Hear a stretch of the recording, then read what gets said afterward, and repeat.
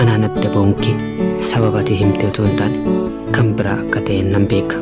Ati yeroo baay'ee waasuuf ijoolleen dhiiraa irra caalaan kabajaa dubruu namanu jaalala keenya duwwaatti namanaa yoon siin jedhu ati immoo nan amantu.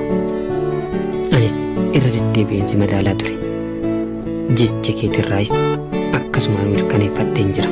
Ati waan hundaa kan raawwatte osoo waa'ee jaalalaa hin beekin akka ta'e nan beeka. Kana barbaadaan turre. Mirkaneeffannaa qofaa kana deemaa ture. Irra ga'ees jira. Garuu homaa miti. Osoo kun fedhii koo ta'e waan hundaa kaata raawwanne ture. Atis kanatti amantaa.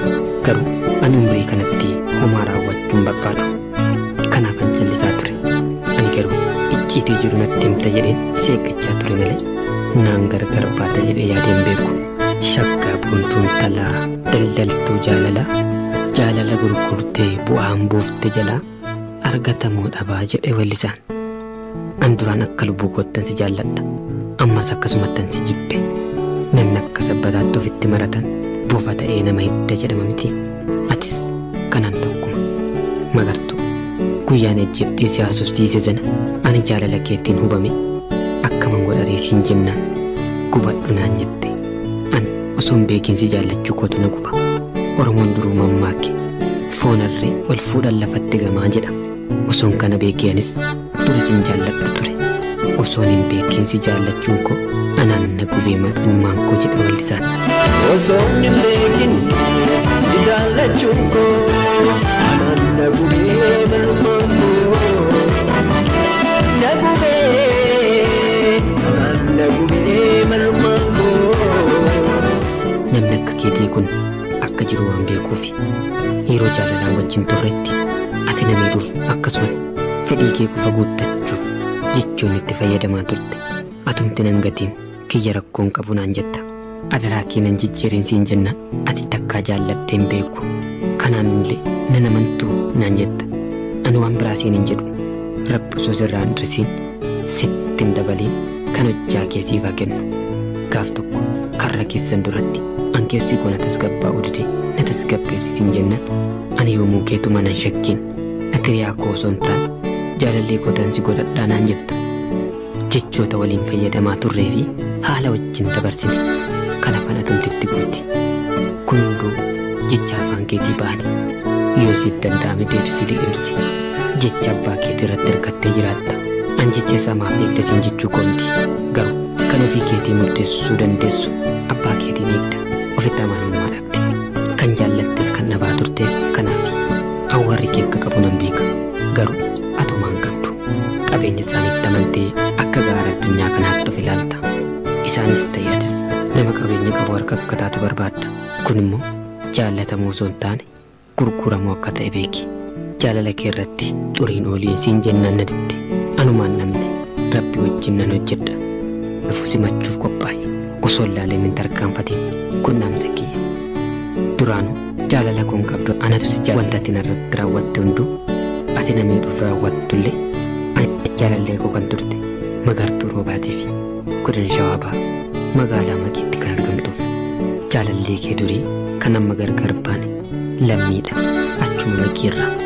Ansi malee naman qabu osuma beeku garaante osuma beeku garaante osuma beeku garaante sababa gurte amate badeesin kaate qalminte osuma beeku garaante osuma beeku garaante dubigi sinjaran peida murano qabdu keessike osuma beeku garaante osuma beeku garaante malirra argatu laakama.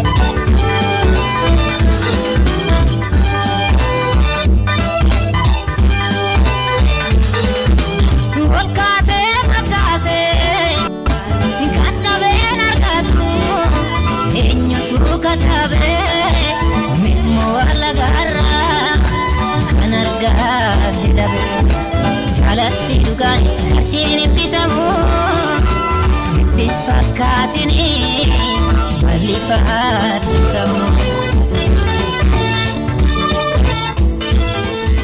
Egaa namni jiru nama dhugaasi se'ini jireenya koo jaalala koo akka jiru afee haala akkamii keessa akka jirtu baruun barbaadu. Ati garuu nu hordofta yeroo baay'ee na ajaa'ibu irraa eegale kanatti gaaffii jaalalaa na dhiyeessuu eegalte. Yeroo sanatti hiikaa jaalalaa waan hin beekneef jaalala keetiif bakka laachuu dandeenya. Olee bulee qaba. Gaaffiin kees natti deddeebinaanani haa ta'uu jedhee gaaffii jaalala keetii fudhe. Ijoollummaas haa ta'uun beeku garaa koraansi jaalladhe. Maaliif akkan si jaalladhe garuu beeku baay'een si jaalladhe. Lubbuu koollee dabarsee sitti laachuuf wanti na daangessu hin jiru ture. Yeroo sanatti nama akkamii akka taate si ibsuu fi jechootan qabu gara jabeessa maal jedhee sitti himu. Walumaa galatti bineensa yoon sin jedhe waanan guddisina jaalala ho'aa keessa turre.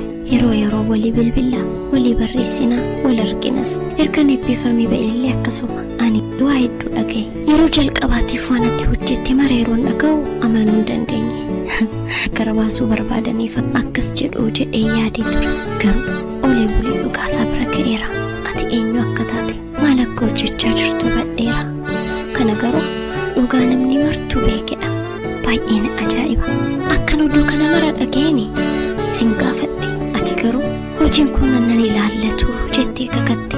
Baay'ee kan ajaa'ibe maqaa waaqaa dhuftee kakachuu keeti. Maali rabbiin hin sodaattu? Ani garuu oduu namaa qofa miti. Waan qabatamaa ta'e ija kootiin is argeera. Amma ati eenyu akka taate waan hin bareef garaan koo battalumatti siif citeera. Lammaffaa maqaa kun dhahin anis sin barbaadu. Ati kana booddee fooyyooftee nama gaarii ta'uu waan hin dandeenyeef nagaye sin beeku. Kanaaf jireenya mataa keetii jiraadhu gama kootiin nama dhugaasiseen jireenya koo jaalala koo akka jirutti sitti laadhe. Ati garuu nama amanamaa fi akka jirtu baruun barbaadu. Ati qiyyaasa safara jaalala keetii addunyaa kanarraa wanni ishii madaalu gonkumaan jiru. Ulfinni jaalala keetii keessa onnee koo dadhabsiisee onnee koo dhawataan muggurte keessa ishii madeessite gubbaa ishii xureessite. Akkami waa'ee jaalala keetii haa obsu laata? Galaana jaalala keetiin marfamee ta'u bitaaf mirga duraaf duuba koo mul'achuu hin dandeenye. Alaaf keessi qaama koo hundi cancala jaalala keetiin haguugameera. Hamman si jaalladhu anatu beekaa. Keessa garaa koo rabbitu na argaa. Ija koo duraa si dhabuu hin fedhu jedha Weellisaa Daawit. Ija koo duraa si dhabuu hin fedhu. Daqiiqaaf sekendiif illee ija koo duraa si dhabuu hin fedhu ture. Maraafuu rabbiin obsanaaf alaatu. Maalan godha? Eessattan si argee jaalala kiyya ofirraa obbaafadha. Jaalleeku baay'ee jaalala kiyya maaliin akka ibsadhu wallaale sin jaalladha. Haadha warraa korummaa naaf dura maali? Godina Baalee aanaa Lagaidhaatti kan argamtuuf eebotaa jaalladha. Anatu beeka keessa garaa koo rabbi na arga. Ija koo duraa si dhabuu hin fedhu barbaadu ani.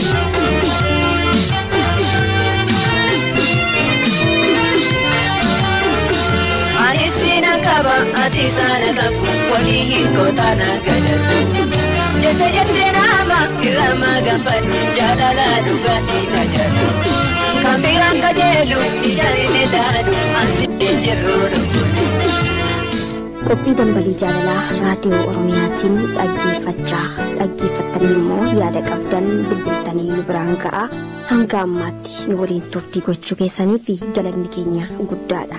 Hayyee qeeqa qabdanis akkasumas yaada qabdan nu eeruu dandeessu karaa iimeeliitiinis karaa lakkoofsa saanduqa poostaa akkasumas ortoo2013@gmail.com akkasumas lakkoofsa saanduqa poostaa keenyaa 2919 raadiyoo Oromiyaa qophii dambalii jaalalaatiif yoo jettan nu bira ga'uu danda'a. Abdiisaa Fufaati kan gulaale torban qophii dambalii jaalalaa kan biraatiin walitti deebinaa.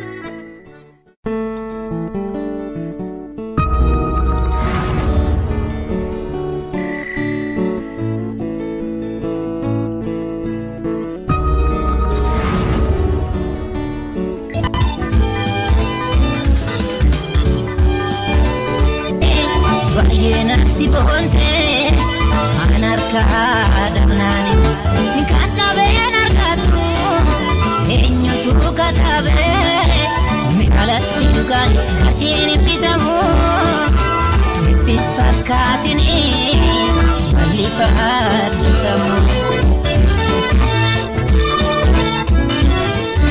Egaa namni jiruuf jireenya isaa keessatti waan baay'eetu isa mudataa jaalala waliin immoo wal qabatee keessattuu barattoonni mudannoo addaadhaa kan isaan qabanii mudannoon barattoota kunneen akkuma jedhamu waan yaraa nama tokko mudateerraa akka wanti sun hin dabalamne irraa waa akka bartan abdii guddaa qaba. Ayyee egaa isinis waan isin mudate waa yaada keessan irraa qabdan nu biraan ga'uu dandeessu isiniin jennaa.